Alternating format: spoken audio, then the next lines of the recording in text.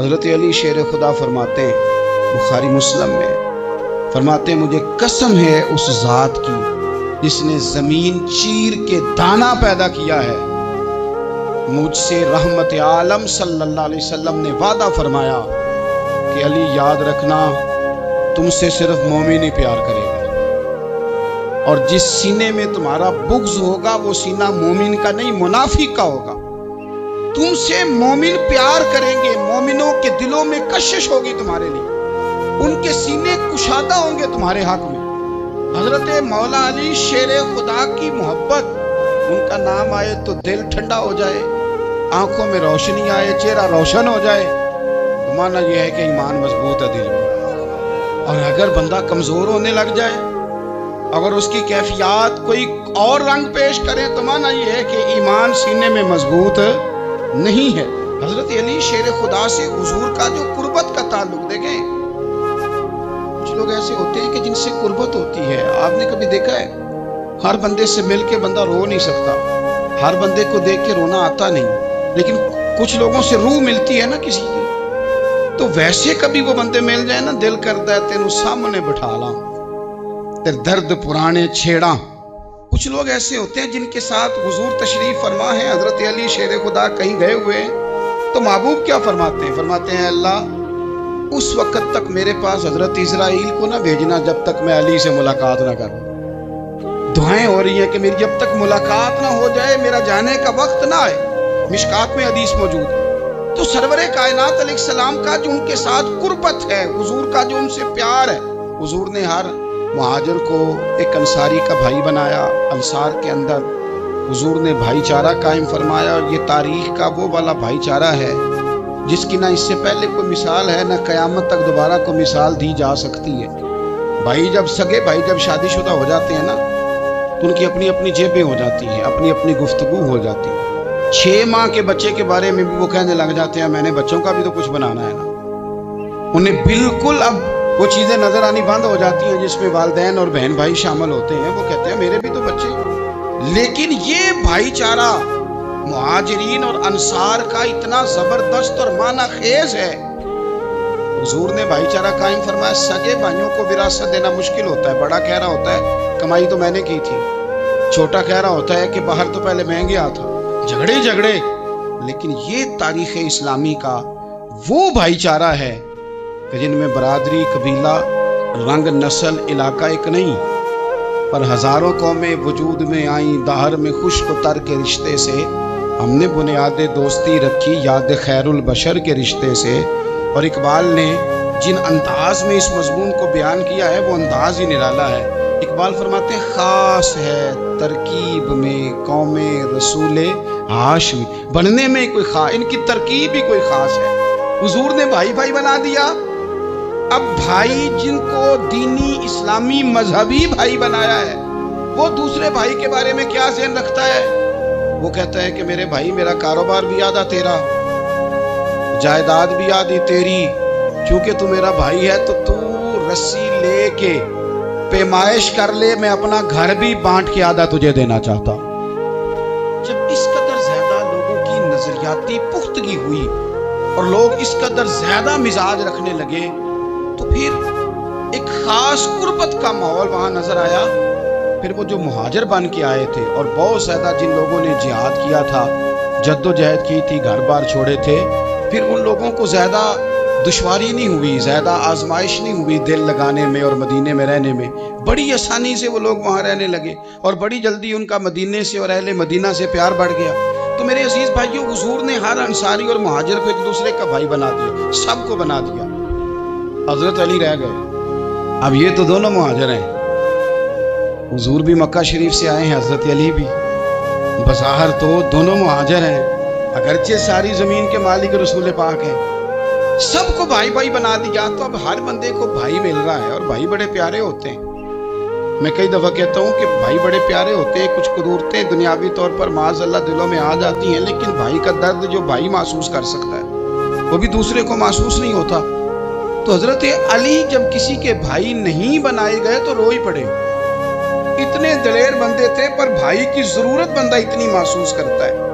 اس کو بھائی سے لگاؤ اتنا زیادہ ہوتا ہے کہ مولا علی رو پڑے، مشکات میں موجود روئے۔ حضور نے فرمایا کیوں روتے ہو؟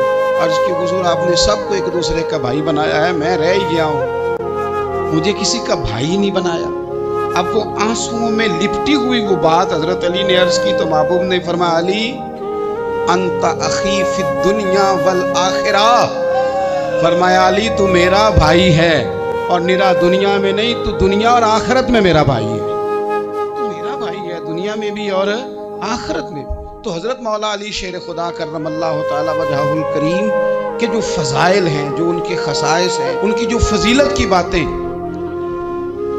میں نے جیسے کہا کہ انہیں بڑی زیادہ دلچسپی تھی میدان جہاد سے، شوق شہادت ان کا دیدنی تھا۔ ایک موقع پر نبی پاک صلی اللہ تعالیٰ علیہ وسلم نے ارادہ فرمایا کہ حضرت علی کو اپنا نائب بنا کے مدینہ منورہ میں چھوڑ کے جایا جائے۔ محبوب کریم علیہ السلام جب بھی تشریف لے جاتے تھے تو کسی ایک کو نائب بنا کر مدینہ منورہ میں چھوڑ جاتے۔ حضرت عبداللہ ابن مختوم رضی اللہ تعالیٰ عنہ کو بھی ایک دفعہ حضور چھوڑ کے گئے، تو ایک جنگ کے موقع پر محبوب نے حضرت علی شیر خدا سے کہا کہ آپ کو میں اپنا نائب بنا کے یہاں چھوڑ کے جاتا ہوں۔ یہاں لوگ جان چھڑاتے ہیں، کام کا جب وقت آتا ہے، میدان میں نکلنے کا وقت آتا ہے تو جان چھڑاتے ہیں، اور وہ کہتے ہیں کہ باقی سارے کام لے لو، جب وقت مشکل آئے تو پھر ہمیں کام نہ بتاؤ۔ اب مشکل وقت ہے، جہاد میں جانا ہے۔ حضرت مولا علی شیر خدا کرم اللہ تعالی وجہہ الکریم کو حضور نے فرمایا کہ اس دفعہ میرا ارادہ بنا ہے کہ تمہیں چھوڑ کے جاؤں۔ تو حضرت علی کو چھوڑ کے جایا جا رہا ہے، ان کو مدینے میں رہنا ہے، میدان میں نہیں جانا۔ عام آدمی کتنا پسند کرتا ہے کہ میں آرام سے رہوں گا، لیکن حضرت علی کو اتنا شوق تھا میدان جہاد کا، اتنی تڑپ تھی ان کے دل کے اندر کہ عرض کرنے لگے یا رسول اللہ صلی اللہ تعالی علیہ وسلم، رو پڑے، کہنے لگے حضور ساری دنیا میدان میں جہاد کرے گی اور میں یہاں عورتوں اور بچوں کے پاس رہوں گا، میں یہاں عورتوں اور بچوں کے بیچ وقت گزاروں، حضور مجھے لے کے جائیں۔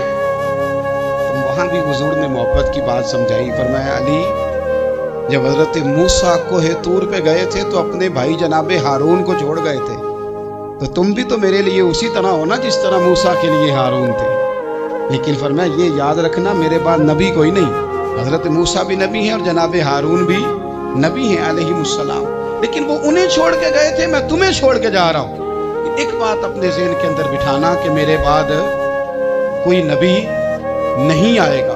تو عزیز بھائی حضرت مولا علی شیر خدا کا جذبہ جہاد، اچھا پھر میں نے دیکھا ہے یہ زمانے میں میں اور آپ رہ رہے ہیں، اس زمانے میں لوگ کمزور ہوتے جا رہے ہیں نفسیاتی طور پر، ڈری ڈری سی باتیں لوگ کرتے ہیں، سہمے سہمے سے جملے بولتے ہیں، اور یہ ہر بندے کا اپنا الگ ڈر ہے۔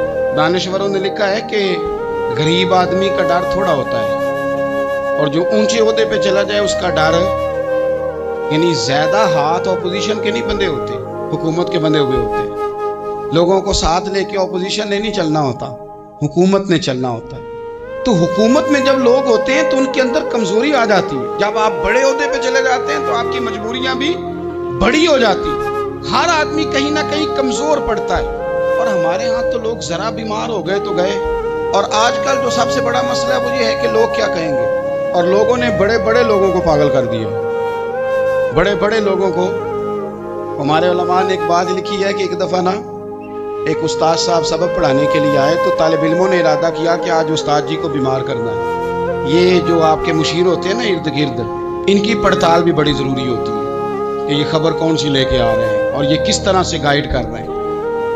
ہمیں تنقید کرنے والا بندہ اچھا تو نہیں لگتا، لیکن تنقید کرنے والے جو ہوتے ہیں وہ ہمیں نکھارتے ہیں، وہ ہماری کمزوریاں جو ہمارے اپنے نہیں نکال سکتے وہ نکال کے ہمیں بتاتے ہیں کہ تم یہاں کمزوری کر رہے، اس کا نفع ہوتا ہے۔ طالب علموں نے ارادہ کیا ایک دفعہ، یہ ہم جو اتنی زیادہ توجہ کرتے ہیں نا لوگوں کی باتوں پہ، لوگ کیا کہیں گے، میں کئی دفعہ دوستوں سے عرض کرتا ہوں زیادہ وضاحتیں نہ دیا کریں، زیادہ وضاحتیں دینے سے بھی بندہ کمزور ہو جاتا ہے۔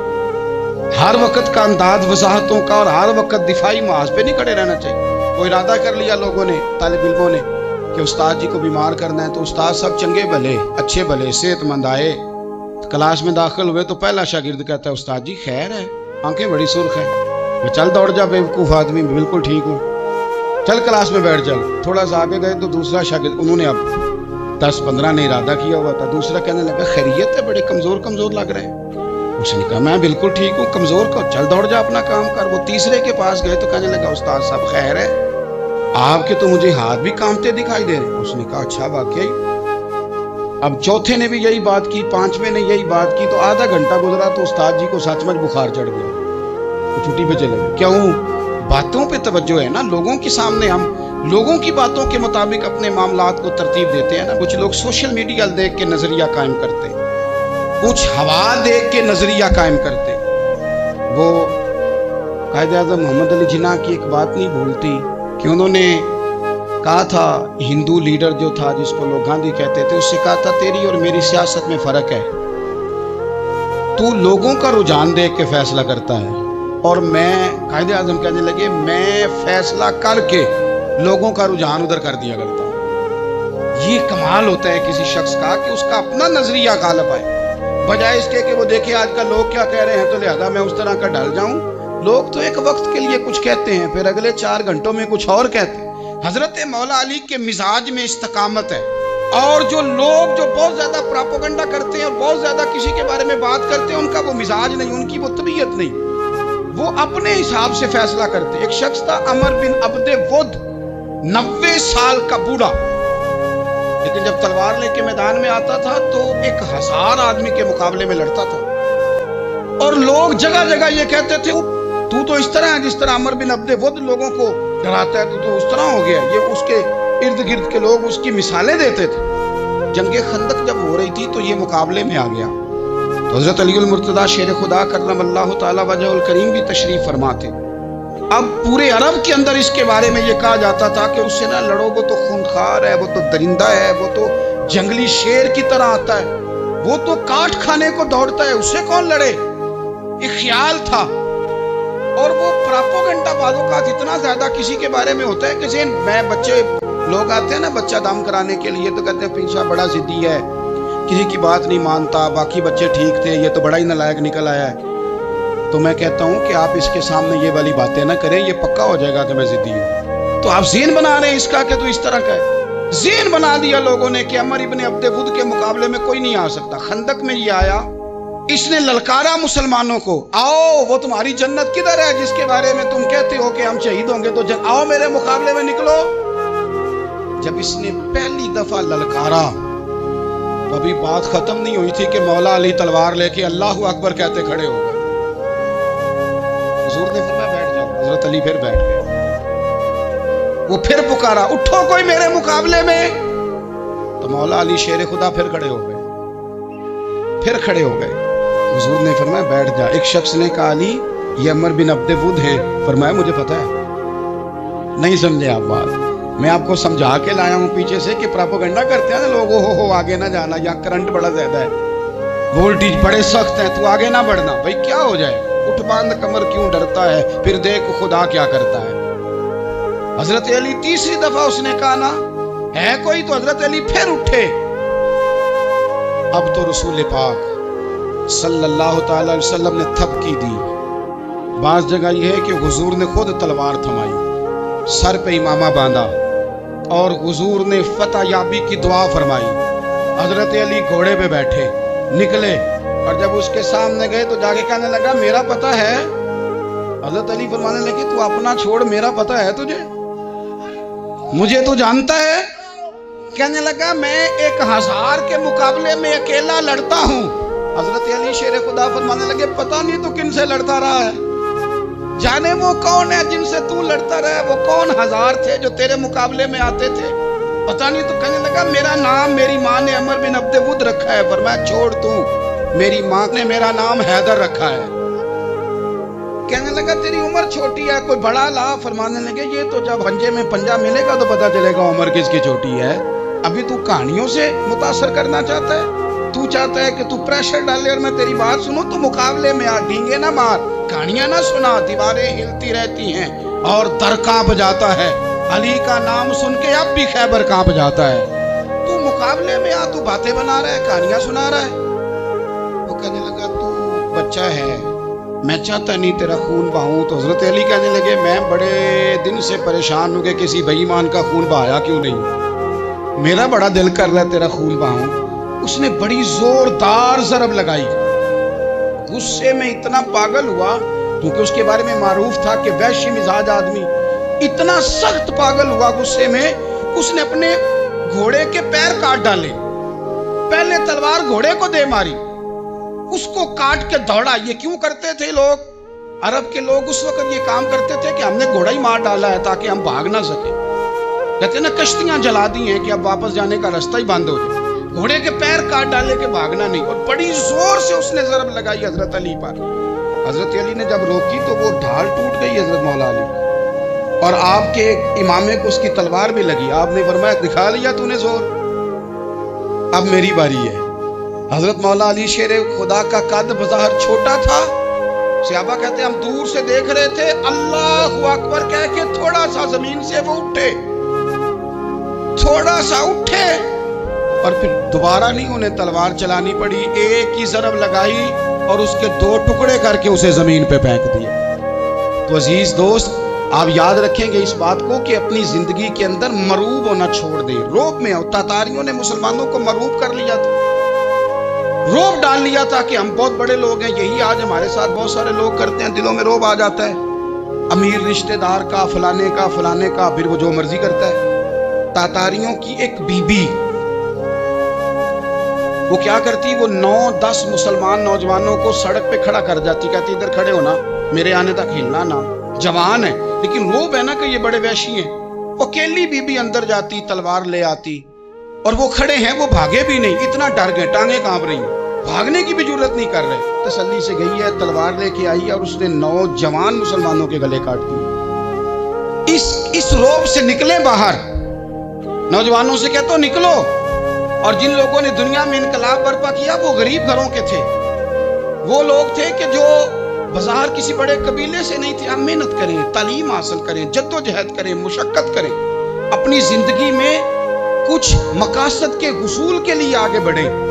اور اگر آپ کہیں کہ دائیں بائیں میرے فلاں آدمی مجھے یہ مشورہ دے رہا ہے، تو کچھ لوگ دنیا میں باتیں کرنے آئے ہیں، انہوں نے باتیں کرنی ہے اور بڑا فائدہ ہوتا ہے، ان کو باتیں کر لینے دیں، ان کو کرتے رہنے دیں۔